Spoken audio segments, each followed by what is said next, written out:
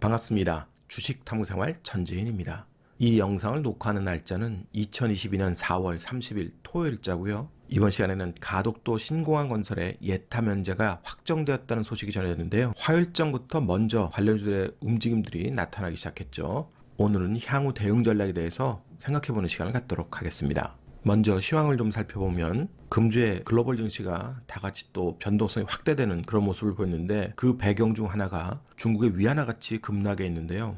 워낙 빠르게 위안화 가치가 급락하다 보니까 중국 정부가 부랴부랴 다음 달 외화 지준율 1%포인트를 인하합니다. 무려 17년 만에 인하를 결정했기 때문에 그것만큼 중국 정부도 긴장을 크게 하고 있다는 거죠. 미국과 중국의 국채금리 비교를 좀 해보면 중국의 1년짜리 채권 금리는 2.131입니다.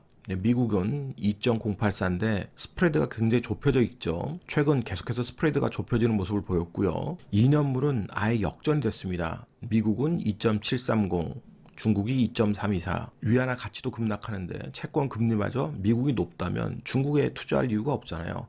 만기 보유자들의 입장에서는 당연히 미국 쪽에 베팅이 들어가는 게 맞는 거죠.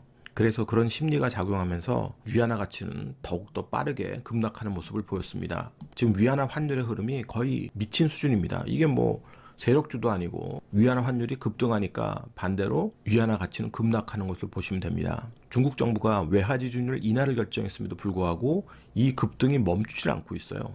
근데 중국 시장이 이렇게 좋지 않으면 국내에도 좋지 않은 흐름을 나타낼 수밖에 없겠죠.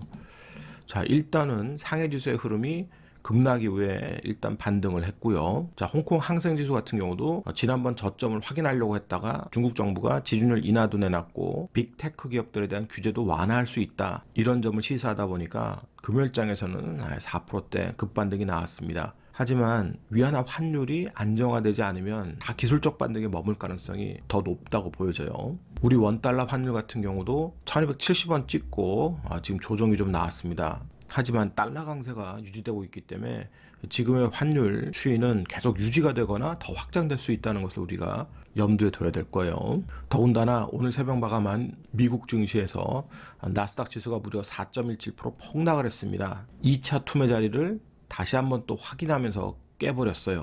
12,500도 깨버렸습니다. 그 선두주자가 오늘은 아마존이 됐어요. 무려 아마존이 7년 만에 처음으로 분기 손실도 기록했고, 이 소식이 전해지자 주가는 무려 14%가 폭락했습니다. 2006년 이후 최대치 폭락인데요. 그만큼 지금 시장의 심리가 크게 요동을 치고 있는 거죠. 공포가 지금 시장을 지배하는 겁니다. 추가 하락도 얼마든지 가능하고 반등이 나와도 기술적 반등 수준밖에 안 될 수 있죠. 이 모든 것들이 변하려면 결국 공급망 쇼크가 해소될 수 있는 분위기가 나와야 될 겁니다. 먼저 가장 빠르게 나올 수 있는 부분은 중국의 락다운이 해제되는 모습이 나와야 될 거고요. 그리고 순차적으로 우크라이나 사태가 일단은 해소가 돼야 됩니다. 그 부분이 해소가 되지 않으면 계속 시장을 억누르는 작용을 하게 될 거예요. 반등에도 뚫려맞고 하는 그런 심리가 작용을 하게 될 겁니다. 그래서 그런 것들이 해소되는 시점이 나올 때까지는 정말 주의를 하셔야 되고요. 특히 대형주 쪽에서는 매매하기가 정말 쉽지 않다. 중대형주에 수급이 붙어있는 종목들만 저점에서 매수하고 반등하면 매도하는 전략을 계속 활용을 해야 될 겁니다.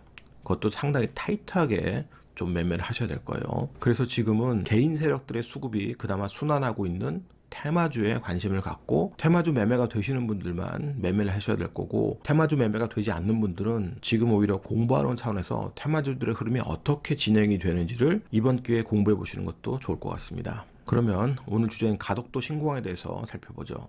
가덕도 신공항 예타 면제가 확정이 됐습니다. 13.7조 원의 역대 최대 규모의 건설 사업인데요. 그 외에도 4개 사업이 예타 면제가 의결됐으니까 건설 관련된 종목군들이 언제든지 또 테마가 형성될 수 있습니다. 그래서 관련된 흐름을 잘 살펴봐야 될 것 같고요. 26일 날 국무회의에서 일단은 가덕도 신공항 건설 추진 계획이 의결이 됐고, 29일 금요일이었죠. 기재부에서 예타 면제를 확정을 했습니다. 그동안 육상과 해상을 걸치는 공항을 건설할 것이냐, 순수 해상공항을 건설할 것이냐 말들이 많았는데요. 결국은 순수 해상이 대안이 되면서 이 안을 선택을 했습니다. 가장 장점으로 부각된 것은 부동 침하의 우려가 적고, 또 장내 공항 확장에 대한 제약 요소도 적고, 여유부지 확보에 대한 가능성도 높기 때문에 이 안으로 최종 결정이 됐어요. 위치도를 보시면 가덕도에서 이렇게 보시면 됩니다. 여기 공항과 활주로가 지어지는 거고요. 조감도 보시면 공항이 있고 활주로가 이렇게 있는 모습, 해상에서 다 지어지는 거죠. 하지만 이 가덕도 관련된 재료는 계속 나왔던 재료잖아요.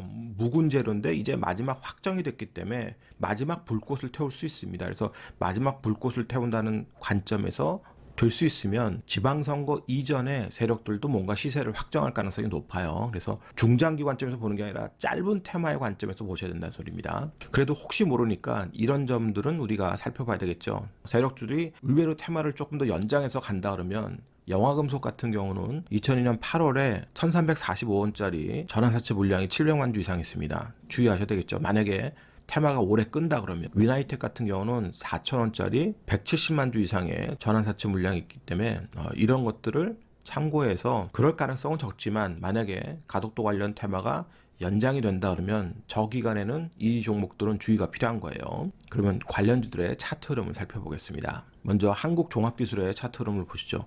대장주격으로 움직였습니다. 회전거래량이 나왔고요. 자, 1,000억짜리입니다. 시가총액. 그러니까 세력들이 맘만 먹으면 언제든지 움직일 수 있는데 고점에 벌써 매물 부담을 안고 있습니다. 빠르게 급등하니까 매물 나오는데 앞전에 다 매물이 있기 때문에 그래요. 자, 이런 매물이 있으니까 물량을 받게 되는 거죠. 하지만 최근에 회전거래량이 터지면서 이런 물량들을 소화를 하려고 하고 있습니다. 자, 또 앞전에 이런 고점대가 있죠. 그래서 한번 움직이기 시작하면 이 고점대를 한번 찍을 수 있다. 그래서 이번에 관건은 3일 동안 만들어진 이 윗꼬리, 이 매물을 어떻게 소화해야 합니다. 가격대도 10,000원이라는 상징적 가격대가 있죠. 호가가 바뀌는 가격이기 때문에 여기를 돌파해서 안착한다면 상당히 강력한 추가 상승이 나올 수 있는 종목이 돼요. 대장주 고르기 때문에. 그래서 여기가 장악되는지를 잘 보시고 장악이 안 된다면 밑에서 떨어졌을 땐 철저하게 저점에서만 지지 여부 확인하고 대응하셔야 됩니다. 유신이라고 하는 종목이 있는데 마찬가지로 가덕도 신공항에 대한 사전 조사에 컨소시엄에 참여했던 기업이에요. 한국종합기술과 같은 재료라고 보시면 됩니다. 시가총액은 600억. 하지만 거래량이 있어도 회전 거래량으로 보기는 좀 어렵고요. 앞에 이런 매물대가 있고 또 이런 큰 매물대가 있습니다. 움직임이 나온다 해도 거래량 자체가 적기 때문에 매매하는 것은 쉽지 않아요. 가덕도 근처에 공장 부지를 갖고 있는 삼보산업입니다. 시가총액 900억짜리로 회전 거래량을 보여줬고요. 자, 일단 매물을 소화를 하려고 하는 모습을 보여주고 있는데 앞전에 이런 또 큰 매물대들이 존재를 하기 때문에 쉽지만은 않습니다. 계속해서 대량 거래를 만들어 나가야 되고 이 매물대를 밟아야 된다는 부담이 있어요. 하지만 이틀 연속 급등락하면서 좋은 모습을 보여줬기 때문에 역시 철저하게 저점을 지지하는 걸 확인하면서 매매하는, 그러니까 최근 저점 깨지 않고 움직이는지, 이 저점대 떨어졌을 때, 그러니까 1850원 근처에 떨어졌을 때 더 이상 빠지지 않고 캔들이, 지지 캔들들이 나온다. 그러면 매매할 수 있는 기회를 줄 수 있겠죠. 개인적으로는 한국종합기술과 같이 가장 좀 관심 있게 보고 있는 종목은 덕신하우징입니다. 시가총액이 1390억인데 금요일장에 거래대금만 1500억이 터졌습니다. 거의 1600억 가까이 터졌다는 것은 회전거래량이 나왔던 소리죠. 물론 앞에 이런 고점에 대한 부담은 있지만 이 차트를 돌려보시면 큰 부담 있는 고점대를 너머만 쓴다면 역사적 신고가에 도달할 수 있는 기술적인 그런 종목이 됩니다. 세력들의 수급이 장악만 하게 된다면 굉장히 탄력도 있게 움직일 수 있는 종목이 되고, 데크플레이트 관련주기 때문에 다른 건설이라든지 SOC 사업 관련해서 계속 테마를 만들 수 있는 종목이 돼요. 그러니까 가덕도에 대한 일회성 테마가 아니라 SOC 사업에 대한 지속성을 갖는 테마가 될 수 있습니다. 그래서 덕신하우징을 여러분들이 눈여겨보시면 괜찮을 것 같아요. 영화금속이 있는데, 자, 242평에 맞으니까 다 뚫겨 맞았고요. 물론 다른 종목들도 고점 부담을 안 왔듯이요. 하지만 이렇게 앞에 너무 많은 매물들이 포진해 있습니다. 최근에 거래가 많이 터졌더라도 앞전에 거래 터진 것에 비해서 거래도 적죠. 더군다나 8월 달에 사채 물량에 대한 부담도 있고, 그래서 흐름만 같이 연계해서 보되 매매는 쉽지 않을 것 같아요. 범양건영 중소건설사로 부산 지역에 있는 건설사이기 때문에 관심을 충분히 받을 수 있고요. 오산 비행장 건설에 참여했던 이력도 있어서 세력들의 수급이 언제든지 형성될 수 있습니다. 앞전에도 회전 거래량을 또 유발시켰고 시가총액은 1,500억대입니다. 그리고 이런 매물대가 앞에 또 존재해서 이런 매물대를 밟고 또 가기에는 만만치는 않은 종목이에요. 하지만 부산 지역, 경남 지역 SOC 사업에 참여할 수 있다. 이런 재료들을 언제든지 낼 수 있는 종목이기 때문에 관심을 갖고 참고용으로 보시면 될 것 같습니다. 위나이텍 같은 경우도 마찬가지로 데크플레이트 관련된 종목인데 가덕도 외 SOC 사업 전반에 걸쳐서 재료가 수반될 수 있는 종목이 될 수 있죠. 자, 시가총액이 400억짜리. 하지만 거래량 자체가 좀 크지 않습니다. 그리고 앞에 또 이런 매물대도 존재하고 10월이면 사채 물량도 있어서 참고해로만 역시 보시는 게 괜찮을 것 같아요. 오늘 새벽 마감한 미 증시가 또다시 폭락을 해서 다음 주 우리 증시도 여전히 큰 변동 속에 노출될 가능성이 많습니다. 그래서 대형주 중심의 그런 매매하기가 여전히 어려운 상황이기 때문에 테마주의 순환매를 노려보시는 전략을 좀 취해보시고요. 테마주 매매가 되지 않는 분들은 이번 기회에 공부 차원에서 한번 보시고 매매에 참여하시는 분들은 반드시 칼같은 손절 전략을 세워야 될 겁니다. 오늘자 한 줄 요약. 가덕도 신공항 정점의 기회를 찾아보자. 이 영상이 도움이 됐다면 좋아요, 구독하기 부탁드리고요. 저는 다음 시간에 또 뵙도록 하겠습니다. 고맙습니다. 천진이었습니다.